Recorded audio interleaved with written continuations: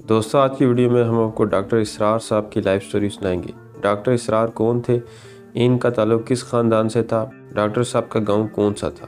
تعلیم کتنی حاصل کی؟ MBBS کرنے کے بعد دین کی طرف کیوں آگے؟ آپ جماعت اسلامی سے کیوں الگ ہوئے؟ جماعت سے کیا اختلافات تھے؟ آپ نے تبلیغی جماعت کیوں جوائن کی؟ آپ کا امین احمد اصلاحی کے ساتھ کیا تعلق تھا؟ کیا ڈاکٹر صاحب نے مایوس ہو کر کنسٹرکشن کمپنی جوائن کی؟ واپس دین کی طرف کیوں آئے؟ وہ وقت جب ڈاکٹر صاحب کو شدید مالی مشکلات کا سامنا کرنا پڑا، پھر ان مالی مشکلات سے کیسے نکلے؟ یہی سب موضوعات ویڈیو میں ڈسکس کریں گے۔ چلتے ہیں ویڈیو کی طرف۔ ابتدائی زندگی۔ ڈاکٹر اسرار احمد کے آباء و اجداد کا تعلق UP کے ضلع مظفر نگر سے تھا اور وہ وہیں آباد تھے۔ 1857 میں تحریک آزادی میں حصہ لینے کی وجہ سے آپ کے دادا کو انگریز سرکار کی طرف سے عطاب کا سامنا کرنا پڑا، لہذا وہ اپنے خاندان کے ساتھ ہجرت کر کے مشرقی پنجاب آگئے۔ ڈاکٹر صاحب کی ولادت 26 اپریل 1932 کو مشرقی پنجاب کے ایک قصبے حصار میں ہوئی۔ ڈاکٹر صاحب بچپن ہی سے انتہائی حساس مزاج کے حامل تھے اور اللہ نے انہیں کم عمری ہی میں شعور کی دولت عطا فرمائی تھی۔ چنانچہ 1938 میں جب انہیں اقبال کے وصال کی خبر ملی تو انہوں نے اسے ایک ذاتی صدمے اور قومی نقصان کے طور پر محسوس کیا، جبکہ ان کی عمر صرف 6 برس تھی۔ علامہ اقبال سے دلی لگاؤ کا یہ عالم تھا کہ محض 10 برس کی عمر میں ان کی اردو شاعری کے پہلے مجموعے بانگ درا کا مطالعہ کر لیا۔ 1947 میں ڈاکٹر صاحب نے امتیازی نمبروں سے میٹرک کا امتحان پاس کیا۔ جماعت اسلامی کے دعوتی لٹریچر اور مولانا ابو الکلام آزاد کی کتب و رسائل کا مطالعہ کیا۔ پھر جب ہندوستان کی تقسیم کے وقت فسادات شروع ہوئے تو جماعت اسلامی کے رسالہ ماہنامہ ترجمان القرآن میں شائع ہونے والے تفہیم القرآن کے مضامین کا مطالعہ کیا۔ نومبر 1947 میں ہجرت کر کے پاکستان تشریف لائے۔ ہجرت کے دوران 20 دن میں 170 میل کا سفر پیدل طے کیا۔ تعلیم و تربیت۔ پاکستان آمد کے بعد محترم ڈاکٹر صاحب نے گورنمنٹ کالج لاہور میں FSc میں داخلہ لیا۔ اس وقت آپ جماعت اسلامی کے حلقے میں شامل ہو گئے۔ اب آپ نے جماعت اسلامی کے لٹریچر کا تفصیلی مطالعہ کیا، جس کے نتیجے میں دین کا انقلابی فکر آپ میں پیدا ہوا۔ 1950 میں ڈاکٹر صاحب king Edward medical college Lahore میں داخل ہو گئے اور باقاعدہ اسلامی جمعیت طلباء میں شمولیت اختیار کر لی۔ جمعیت کے پلیٹ فارم نے آپ کی تحریری، تقریری اور تدریسی صلاحیتوں کو خوب نکھارنے کا موقع فراہم کیا۔ جمعیت میں فعال سرگرمیوں کی وجہ سے پہلے ناظم لاہور، پھر ناظم پنجاب اور آخر کار ناظم اعلیٰ پاکستان کے منصب تک پہنچے۔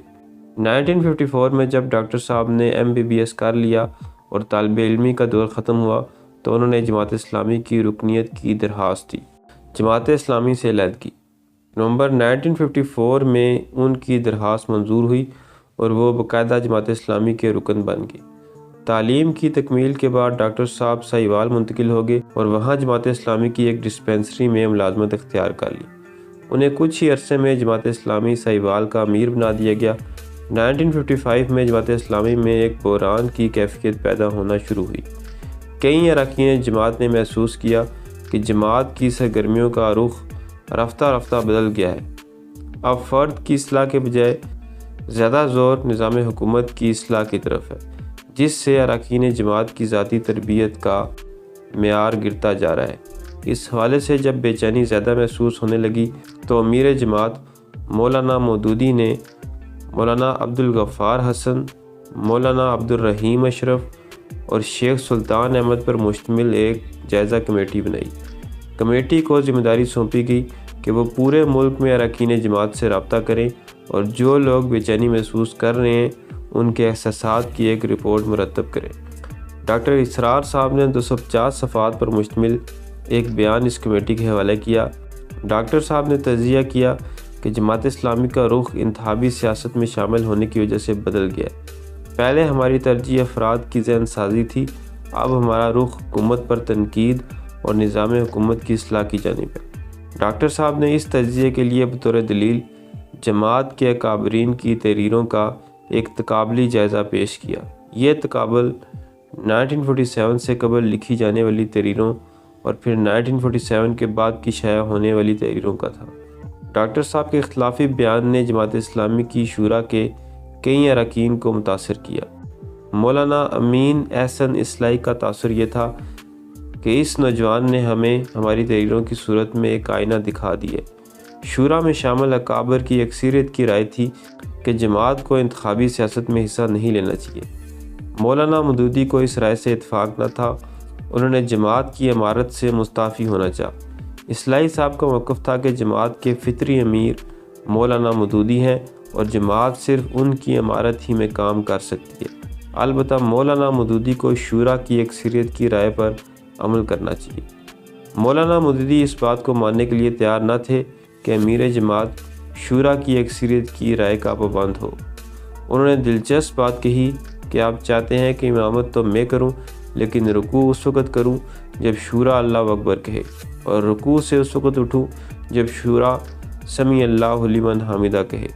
امیر کو اراکین کو گننا نہیں تولنا چاہیے۔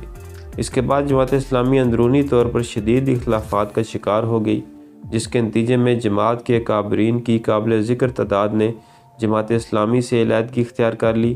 ان اکابر میں ایک ڈاکٹر اسرار صاحب بھی تھے۔ تبلیغی جماعت سے علیحدگی۔ جماعت اسلامی سے علیحدگی کے بعد ڈاکٹر صاحب نے جماعت کی ڈسپنسری کی ملازمت ترک کر دی اور سائیوال میں اپنا مکتب قائم کر لیا۔ دینی سرگرمیوں کے اعتبار سے ڈاکٹر صاحب نے دروس قرآن کے کئی حلقے قائم کیے۔ جماعت اسلامی سے علیحدہ ہونے والے اکابرین سے بار بار رابطے کیے تاکہ ایک نئی اجتماعیت قائم کی جا سکے جو جماعت اسلامی کے ابتدائی طریقہ کار کو پھر سے اختیار کر کے افراد کی ذہن سازی اور عملی تربیت کا اہتمام کر سکے۔ سائیوال میں قیام کے دوران تبلیغی جماعت کے ساتھ بھی 2 سال تک رابطہ رہا۔ ڈاکٹر صاحب شب جمعہ کے بیان میں شرکت کرتے اور فجر کے بعد تبلیغی جماعت کے اجتماع میں دروس قرآن دیتے رہے۔ البتہ جب محسوس ہوا کہ تبلیغی جماعت کی اصل توجہ صرف افراد کی اصلاح پر ہے، وہ اقامت دین کے لیے کوئی واضح لائحہ عمل پیش کرنے کے لیے تیار نہیں، تو ڈاکٹر صاحب کا تبلیغی جماعت سے مزید ربط جاری نہ رہ سکا۔ کنسٹرکشن کمپنی میں ملازمت۔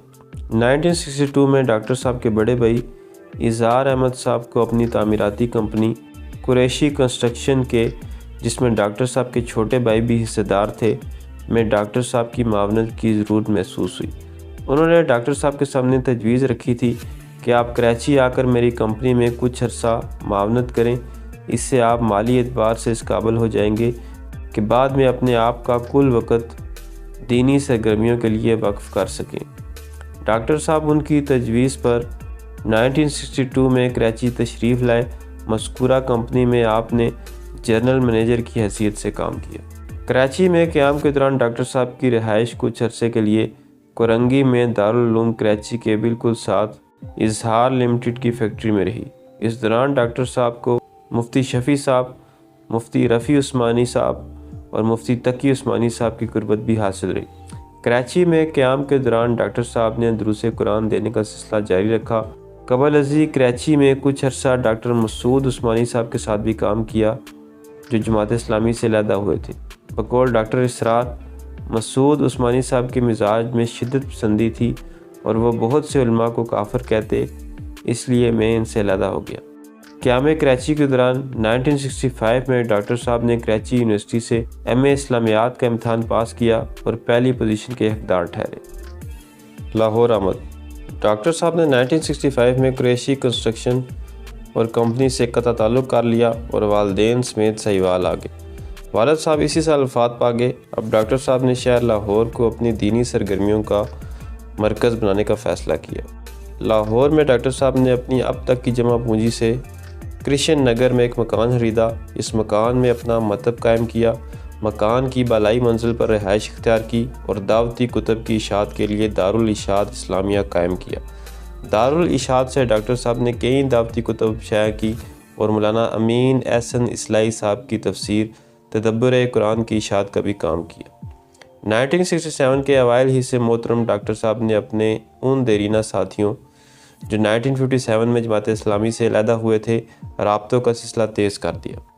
اس معاملے میں مولانا عبدالغفار حسن اور شیخ سلطان احمد صاحب نے بھی بھرپور تعاون کیا، جس کے نتیجے میں جون 1967 میں رحیم آباد میں چند افراد جمع ہوئے اور ایک نئی جماعت کا قیام عمل میں آیا جس کا نام مولانا اصلاحی صاحب نے تنظیم اسلامی تجویز کیا، مگر بعد ازاں اختلافات کے بعد یہ جماعت ختم ہوگی۔ مالی مشکلات کا سامنا۔ 1967 تا 1971 کا دور ڈاکٹر صاحب کے لیے دو اعتبار سے بہت مشکلات کا دور تھا، جسمانی اعتبار سے تھکا دینے والی محنت اور مالی اعتبار سے شدت کے ساتھ وسائل کی کمی۔ ڈاکٹر صاحب لاہور شہر میں درس قرآن کے کئی حلقے جاری رکھے ہوئے تھے۔ دروس قرآن کے لیے لاہور کے علاوہ ملتان، رحیم یار خان، صادق آباد، سکھر اور کراچی تک اسفار کا سلسلہ جاری رکھا۔ 1967 سے جامع مسجد ہجرہ سمن آباد میں جمعے سے خطاب کا سلسلہ بھی شروع ہو گیا۔ ماہانہ میثاق کے لیے مضامین کی تیاری، ان کی کتابت، طباعت کے لیے کاغذ کی فراہمی اور پھر طباعت کے کام کی نگرانی بذات خود کرتے رہے۔ اپنے مطلب کی ضروریات کی فراہمی کا بوجھ بھی آپ کے کندھوں پر تھا۔ مزید یہ کہ رہائش کا مطلب کے ساتھ ہونے کی وجہ سے آرام کے وقت بھی مریضوں کی آمد ان کے لیے مشقت کا باعث بنتی۔ اس ہمہ جہت مشقت کا صحت پر منفی اثر ظاہر ہونے لگا اور مسلسل بخار کسی کیفیت نے ایک دائمی مرض کی صورت اختیار کر لی، اور ڈاکٹر صاحب یہ سوچنے پر مجبور ہوئے کہ دینی کام اور مطلب دونوں کو ساتھ لے کر چلنا ممکن نہیں، اب کسی ایک جانب یکسو ہونے کی ضرورت ہے۔ دوسری طرف مالی صورتحال بھی کچھ حوصلہ افزا نہیں تھی۔ مالی اعتبار سے ڈاکٹر صاحب کی جمع پونجی کا بڑا حصہ دارالاشاعت اسلامیہ میں منجمد ہو گیا تھا۔ ماہانہ میثاق کی اشاعت کے لیے ہر ماہ کثیر مالی وسائل درکار رہتے تھے، لہذا مطلب یکسر بند کر دینا بھی ظاہر میں ممکن نظر نہ آتا تھا۔ الیکشن لڑنے کی آفر۔ 1970 میں ایک ایسی صورتحال پیدا ہوئی کہ ڈاکٹر صاحب کو حجاز مقدس کا سفر کرنا پڑا۔ پاکستان میں عام انتخابات کا انعقاد ہو رہا تھا۔ جمعیت علماء اسلام کی طرف سے ڈاکٹر صاحب کو صوبائی اسمبلی کے لیے ٹکٹ دینے کی پیشکش ہوئی، بلکہ اس حوالے سے کافی اصرار بھی کیا گیا۔ دوسری طرف جماعت اسلامی کی طرف سے بھی حمایت کی یقین دہانی موصول ہوئی۔ انہوں نے عافیت اسی میں سمجھی کہ کچھ عرصے کے لیے ملک سے باہر چلے جائیں۔ انہوں نے حجاز مقدس کے سفر کا ارادہ کیا اور پورے 4 ماہ حجاز میں رہے، وہاں عمرہ اور حج دونوں کی سعادت حاصل کی۔ حج کے بعد حجاز مقدس ہی میں ڈاکٹر صاحب نے اپنی زندگی کا وہ اہم ترین فیصلہ کیا جس کی ضرورت کا احساس گزشتہ کئی سالوں سے محسوس کر رہے تھے۔ انہیں جب یہ احساس ہوا کہ وہ قمری اعتبار سے 40 سال کی عمر کو پہنچ چکے ہیں تو طے کیا کہ اب بقیہ زندگی خاصتاً خدمت دین کے لیے وقف کر دی جائے۔ ڈاکٹر صاحب نے جب زندگی دین کے لیے وقف کرنے کا فیصلہ کیا تو اس وقت انہیں معاشی اعتبار سے شدید قلت کا سامنا تھا، لیکن انہوں نے خاصتاً اللہ پر توکل کرتے ہوئے یہ عظیمت فیصلہ کیا۔ وطن واپسی کے بعد اپنا مطلب بند کر دیا اور مطلب کے تمام اثاثہ جات فروخت کر دیے۔ انجمن خدام القرآن کا قیام۔ پیش نظر علمی کام کے لیے ڈاکٹر صاحب نے 1972 میں مرکزی انجمن خدام القرآن لاہور کے نام سے ایک ادارہ قائم کیا۔ دارالاشاعت اسلامیہ کے تمام اثاثہ جات انجمن نے خرید لیے، جس سے ڈاکٹر صاحب کی مالی مشکلات میں کمی آئی۔ انجمن کی طرف سے ڈاکٹر صاحب کو رہائش فراہم کی گئی۔ ڈاکٹر صاحب نے اپنا کرشن نگر کا گھر کرائے پر دے دیا۔ انجمن کی طرف سے ڈاکٹر صاحب کو رہائش فراہم کی گئی۔ ڈاکٹر صاحب نے اپنا کرشن نگر کا گھر کرائے پر دے دیا، جس سے ڈاکٹر صاحب کے گزر اوقات کی سبیل پیدا ہوگی۔ البتہ ڈاکٹر صاحب نے طے کیا کہ ان کی مطبوعات پر ان کا کوئی حق نہیں اور ان سے ہونے والی تمام آمدنی انجمن کے لیے وقف ہوگی۔ بعد ازاں اس انجمن کے تحت 1977 میں ماڈل ٹاؤن لاہور میں قرآن اکیڈمی قائم ہوئی۔ بلا شبہ یہ اکیڈمی خدمت قرآن اور دعوت رجوع الی القرآن کا ایک بڑا مرکز بن گئی، جس میں بیش بہا تدریسی، تبلیغی، تصنیفی اور تحقیقی کام جاری و ساری ہے۔ دوستو، ڈاکٹر صاحب کی زندگی کے اور بھی بہت سے پہلو ہیں جن کا ذکر کسی اور ویڈیو میں کیا جائے گا۔ ملتے ہیں اگلی ویڈیو میں، تب تک اللہ حافظ۔